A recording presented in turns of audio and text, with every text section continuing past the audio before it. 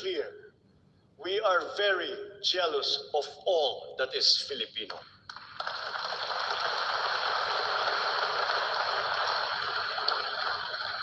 We will be a good neighbor, always looking for ways to collaborate and cooperate with the end goal of mutually beneficial outcomes. If we agree, we will cooperate and we will work together. And if we differ, let us talk some more until we develop a consensus. After all, that is the Filipino way. But we will not waver. We will stand firm in our independent foreign policy with the national interest as our primordial guide.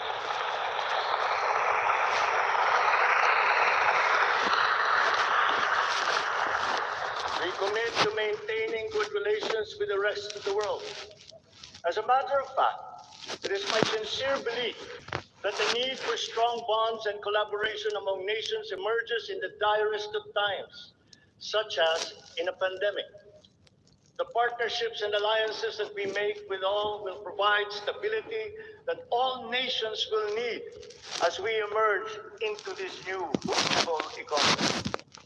The Philippines will continue to promote stronger and multifaceted relationships with all our partners around the world.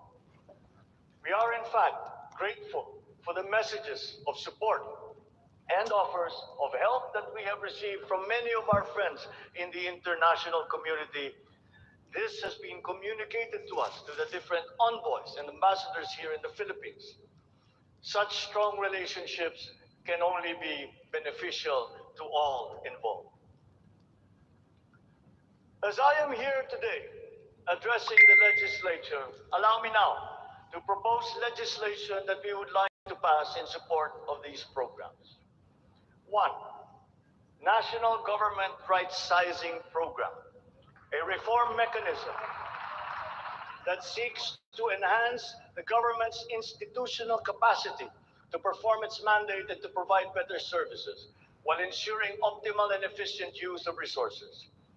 Compared to previous government reorganization efforts, the NGRP will entail a comprehensive strategic review of the functions, operations, organization, system, and processes of the different agencies, and massive and transformational initiatives in agencies concerned, such as mergers, consolidations, splitting, transfer, and even the abolition of some offices. The right-sizing efforts will also involve the conduct of a comprehensive strategic review of functions, programs, and projects that will cut across various agencies. Number 2, a budget modernization bill that seeks to institutionalize a cash-based budgeting system under Executive Order number 91, Series 2019, to strengthen fiscal discipline in the allocation and use of budget resources by ensuring that every peso budgeted by the government would lead to the actual delivery of programs and projects. The full implementation of the CBS is timely and vital as the government executes response and recovery plans post-pandemic. Number 3, Tax Package 3 Valuation Reform Bill. This bill provides for the A, establishment of real property values and valuation standards across the country, and B, the development of real property information system that provides for the database of all real property transactions and declarations in the country. Number 4, Passive Income and Financial Intermediary Taxation Act. This seeks to reform the taxation of capital income and financial services by redesigning the financial sector taxation into simpler, fairer, more efficient, and a revenue-neutral tax system. It also represents to adopt a regionally competitive tax system. Number 5, E-Government Act, which provides for the establishment of the E-Government Master Plan, which shall cover all e-government services and processes. Number 6, the Internet Transaction Act, or e-commerce law, which aims to establish an effective regulation of commercial activities through the Internet or electronic means to ensure that consumer rights and data privacy are protected, innovation is encouraged, fair advertising practices and competition are promoted. Online transactions are secure, intellectual property rights are protected, and product standards and safety are observed.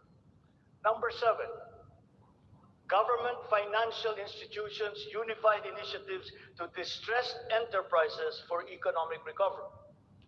This seeks to provide financial assistance to distressed enterprises critical to economic recovery through programs and initiatives to be implemented by the Land Bank of the Philippines, the Development Bank of the Philippines, and the Philippine Guarantee Corporation for purposes of addressing liquidity or solvency problems of MSMEs and strategically important industries to encourage their continued operation and maintain employment. Number eight, the establishment of a medical reserve corps. Establishes a medical reserve corps under the Health and Emergency Management Bureau, or the DOH. The MRC shall be composed of licensed physicians, medical students who have completed their 4 years of medical courses, graduates of medicine, registered nurses, licensed and licensed allied health professionals. Number nine, National Disease Prevention Management Authority. This bill seeks to create the Center for Disease Prevention and Control attached to the DOH. Number 10, the creation of the Virology Institute of the Philippines. This will create the Virology Science and Technology Institute of the Philippines as an attached agency of the DOST. All offices and units under the DOST with functions related to virology shall now be transferred to the Virology Institute of the Philippines. Number 11, the Department of Water Resources. This seeks to create the Department of Water Resources and adopts the Integrated Water Resource Management as the strategic framework for national water management, policymaking, and planning. Number 12, Unified System of Separation, Retirement, and Pension. This grants a monthly disability pension in lieu of disability benefits provided under existing laws for military and uniformed personnel retired by reasons of disability. Number 13, the E-Governance Act. It promotes the use of internet, and other ICT to provide opportunities for citizens. Number 14, the National Land Use Act. This will provide for a rational and holistic management and development of our country's land and water resources, hold owners accountable for making these lands productive and sustainable, strengthen the LGU to manage ecological balance within its jurisdiction. It also provides for land use and physical planning framework as a mechanism in determining policies and principles to implement this legislative measure. Number 15, the National Defense Act. This seeks to amend the antiquated National Defense Act of 1935 to provide for a change in the military structure of the armed forces of the Philippines that is more responsive to current and future non-conventional security threats to the country's territorial integrity and national sovereignty. Number 16, Mandatory Reserve Officers Training Corps and National Service Training Program. This seeks to reinstitute the ROTC program as a mandatory component of senior high school programs, grades 11 and 12, in all public and private tertiary level educational institutions. The aim is to motivate, train, organize, and mobilize students for national defense preparedness, including disaster preparedness and capacity building for risk-related situations. Number 17, enactment of an enabling law for the natural gas industry. This seeks to foster the development of the midstream natural gas industry in a bid to strengthen Philippine energy security by diversifying the country's primary sources of energy and promoting the role of natural gas as a complementary fuel to variable renewable energy. Number 18, amendments to the Electric Power Industry Reform Act, or EPIRA. This aims to improve the implementation of the law's provisions and enhance its effectiveness to address the high cost of electricity, alleged market collusion, and insufficient power supply. The bill seeks to restructure the Energy Regulation Commission to foster accountability and improve the Commission's government system that would ensure consumer protection and in enhancing competitive operation of the electricity market. Number 19, amendments to the Build, Operate, Transfer Law. This seeks to improve the implementation of the public-private partnership program and to be able to direct the desired outputs and outcomes in line with the strategic development targets of the country. Specifically, the amendments seek to 1. Address the ambiguities in the existing law. 2. Address the bottlenecks and challenges affecting the implementation of the PPP program. And 3. Foster a more competitive and enabling environment for PPPs. To my fellow Filipinos, ang aking mga minamahal na kababayan, batid ko na hindi madali ang ating pinagdaraanan sa nakaraang higit na 2 taon.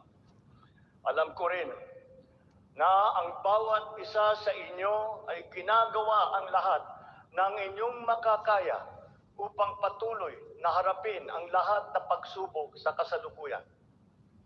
I do not intend to diminish the risks and the challenges that we face in this turbulent time in global history. And yet, I see sunlight filtering through these dark clouds. We have assembled the best Filipino minds to help navigate us to this global crisis that we are now facing. We will endure. Let our Filipino spirit ever remain undimmed.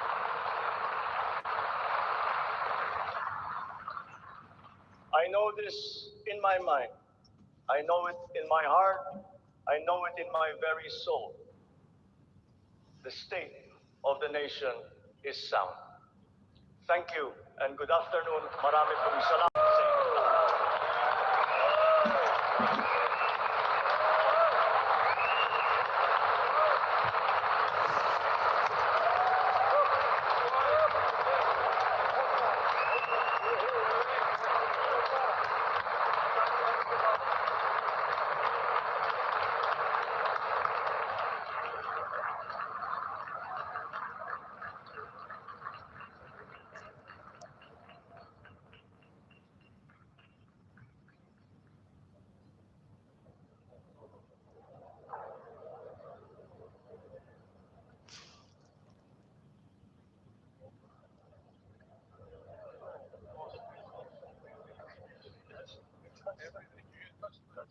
Yeah, I couldn't do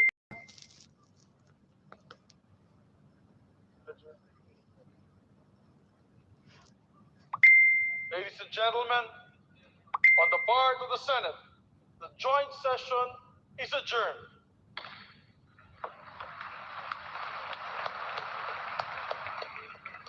On the part of the House of Representatives, the joint session is adjourned.